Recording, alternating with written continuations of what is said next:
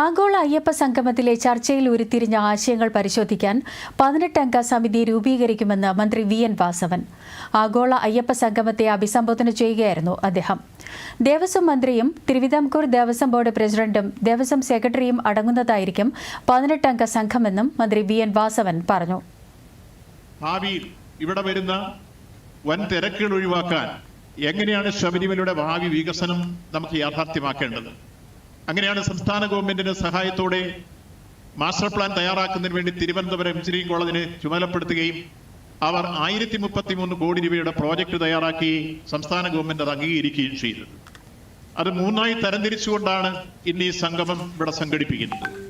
അതിലൊന്ന് ഈ മാസ്റ്റർ പ്ലാനുമായി ബന്ധപ്പെട്ട വിഷയവും അതിന്റെ നടത്തിപ്പുമായി ബന്ധപ്പെട്ട് ഭക്തർക്ക് നിർദ്ദേശിക്കാനുള്ള ക്രിയാത്മക നിർദ്ദേശങ്ങളും സ്വീകരിച്ചുകൊണ്ട് അടിസ്ഥാന സൗകര്യ വികസനങ്ങൾ ഉൾപ്പെടെ യാഥാർത്ഥ്യമാക്കുന്നതാണ് അതിൽ ഒന്നാമത്തെ സെഷൻ. അത് നയിക്കുന്നതും അതിന്റെ മോഡറേറ്ററായും ബഹുമാനായ മുൻ ചീഫ് സെക്രട്ടറിയും മലയാളം സർവകലാശാലയുടെ മുൻ ചെയർമാനുമായ കേരളത്തിന്റെ അറിയപ്പെടുന്ന സാംസ്കാരിക നായകൻ കൂടിയായ ശ്രീ കെ ജയകുമാർ IAS അവറുകളാണ്. അതിന് സഹായിക്കുന്നതിന് വേണ്ടി പാനലിൽ നിരവധി പ്രമുഖരായിട്ടുള്ള വിദഗ്ധരും മറ്റു ഉദ്യോഗസ്ഥ പ്രമുഖരുമെല്ലാം ഉണ്ട് എന്ന കാര്യവും സൂചിപ്പിക്കുകയാണ്.